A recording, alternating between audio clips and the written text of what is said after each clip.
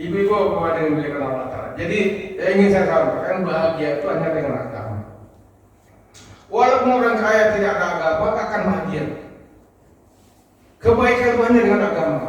Walaupun jadi presiden kalau nggak ada agamanya, nggak ada kebaikannya, malah mendatangkan kemudaratan.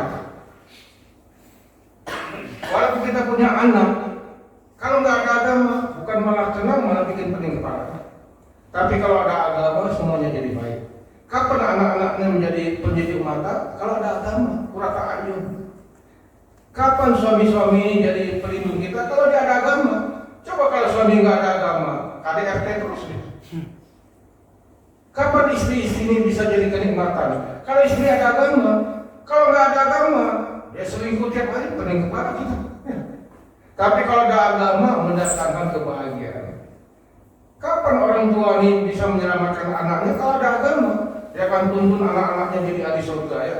Tapi kalau ayahnya nggak ada agama, dia biarkan anaknya menuju neraka. Kapan kantor-kantor ini jadi baik? Kalau ada agama. Kalau nggak ada agama, kantornya pusat korupsi.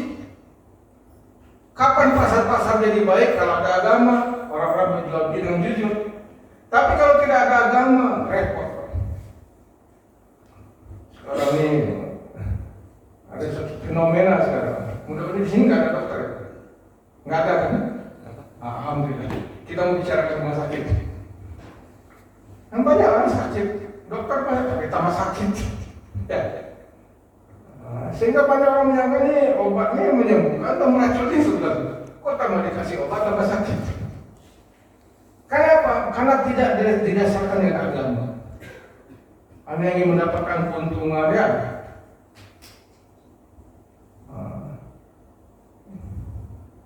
Sekarang rumah sakit itu kayak bengkel, Pak. Gambaran ya, begitu masuk bengkel, dicabut semua kabel-kabel mobil kita. Yang tadinya nggak usah jadi rusak. Kita nggak bisa pakai lagi.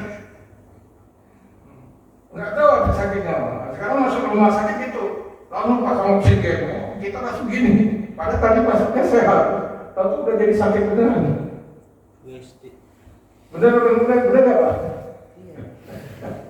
Setiap peralatan itu ada bayarannya.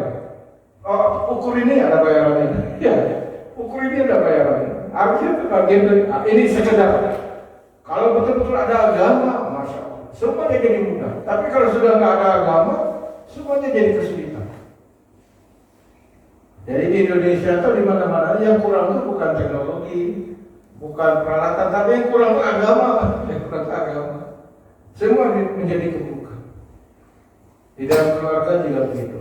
Alhamdulillah di masjid ini telah mulai ada usaha dan taklim setiap hari ya kan. Fadilah amal. Kenapa kita bacakan fadilah amal? Supaya kita bergairah kepada amal dan yakin amal ini solusi setiap masalah. Salat ini solusi masalah. Wasta'inu bisabri.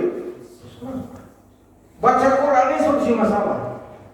Bersilaturahim ini solusi masalah. Istighfar solusi masalah. Semua amal bersedekah solusi masalah. Jadi kalau ingin sehat, banyak-banyak sedekah. Kalau ingin kaya, banyak sedekah. Betul.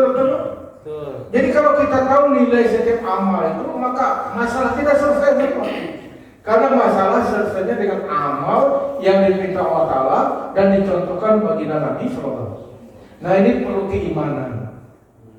Itulah maksudnya bersyahadat asyhadu an la ilaha illallah wa asyhadu anna Muhammadar Rasulullah. Yakin kalau taat kepada Allah saya selesai masalah, yakin dengan sunnah Rasulullah SAW selesai masalah. Ada hadisnya, ada perintahnya. Kalau Nabi masih bersama kamu, kata Allah, Allah tidak akan mengazab kamu. Jadi keselama Nabi ada beserta sahabat dahulu, tidak datang azab. Jadi apa? Sekarang bagaimana sekarang? Nabi tidak ada lagi. Maka supaya kita selamat tidak diazab, hidupkan sunnah Nabi dalam kehidupan kita. Kalau kita dihidupkan sunnah Nabi dalam kehidupan kita, kita tidak akan diazab.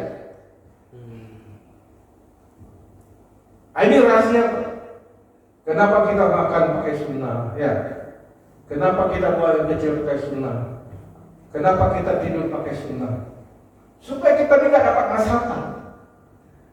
Ini pentingnya keyakinan kepada Rasulullah SAW. Jadi maksud yakin kepada Nabi itu, ya Nabi itu Rasul, bukan gitu maksudnya. Yakin kalau saya jalani kehidupan kita sebagaimana kehidupan Rasulullah SAW, maka saya selamat dunia sampai akhirat.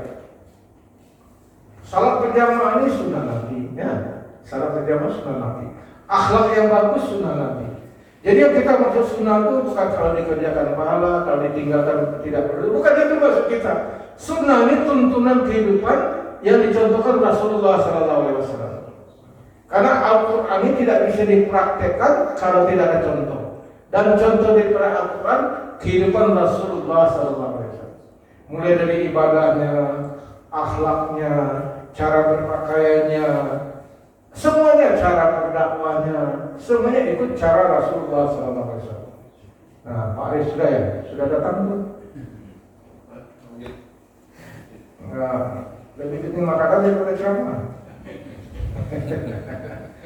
Kita kan manusia biasa, kita buka-bukaan aja. Gimana ibu kita makan lagi? Sudah datang minum. Masya Allah. Jadi yang dimiliki Allah Ta'ala, amal yang paling penting itu terakhir yang paling penting ikhlas. Ikhlas penting. Jadi kalau kita beramal kecil sekali pun kalau ikhlas itu timbangannya berat di sisi Allah. Kalau amalan besar tapi kurang ikhlas bisa-bisa nggak ada nilainya. Jadi amal ini nanti di akhirat bukan dihitung tapi ditimbang. Jadi nggak ada hitungan amal di akhirat, yang ada timbangan amal. Sehingga dikatakan amal-amal yang ikhlas itu berat dalam timbangan Allah Ta'ala. Satu lagi, tidak ada amal yang lebih berat timbangannya di nanti di akhirat memiliki akhlak yang mulia. Jadi timbangan yang berat itu juga akhlak. Masya Allah. Dengan ibadah-ibadah ini akan mensucikan hati kita. Salat, zikir, baca Quran. Dengan akhlak yang baik akan memberikan cahaya kepada hati kita. Jadi dengan ibadah mensucikan hati kita, dengan akhlak yang baik akan memberikan cahaya kepada hati kita. Jadi yang penting dua-duanya, hablum minallah, hablum minannas. Sebaik-baik kamu, kata Nabi, yang paling memberi manfaat kepada orang lain. Paling baik kepada orang lain. Yang paling baik imannya di antara kamu, yang paling baik akhlaknya. Bukan yang paling rajin salatnya, yang paling baik akhlaknya. Apa itu maksudnya? Ibadahnya, salatnya membuat akhlaknya menjadi baik. Jadi yang dimuliakan Allah Ta'ala, ini adalah hablum minallah, hablum minannas, dengan keikhlasan berdasarkan keimanan kepada Allah Ta'ala. Nabi pernah ditanya, ya Rasulullah, apa itu iman? Iman itu ikhlas. Jadi iman dan ikhlas itu sama, itu juga. Beramal hanya untuk Allah. Nah, ikhlas ini paling berat. Kata sahabat, satu saja amal kita ikhlas diterima Allah sebenarnya mencukupi. Sebenarnya mencukupi. Cuma kita nggak tahu udah ada belum amal kita yang diterima Allah. Kita nggak tahu.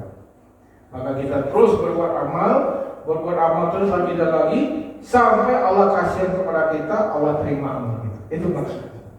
Demikian saja yang saya sampaikan. Mudah-mudahan di antara tahu tempat Bapak di sini ada yang bisa sama-sama dengan kita belajar usaha atas iman. Belajar usaha atas iman 3 hari. Kita keluar 3 hari latihan usaha atas iman. Semua kita niat salahkan. Nanti ada jamaah kita ikut. Pak Arif kapan keluar 3 harinya lagi? Tanggal 27 Pak. Itu training pesantren kilat untuk usaha atas iman. Sehingga ada kekuatan mengamalkan agama. Cara yang paling mudah untuk segala usia. Mau tua, mau muda, bisa ikut. Pesantren tua muda loh ya. Pesantren kaya miskin, siapa aja boleh ikut. Mudah-mudahan dengan cara begitu ada kekuatan iman, sehingga ada kekuatan amal. Mudah-mudahan Allah pilih teman kita hari ini, Allah pilih kita menjadi orang yang bisa mentaati Allah Ta'ala, mengikuti sunnah baginda Nabi SAW. Subhanallah bihamdihi, subhanallahumma bihamdika, asyhadu an la ilaha illa anta astaghfiruka wa billahi taufiq wa hidayah. Assalamualaikum warahmatullahi wabarakatuh. Ada tanya jawab? Enggak perlu. Ibu apa kalau ada yang mau ditanya? Oh, ada yang mau nanya? Ibu mau enggak? Enggak, kita minum-minum aja.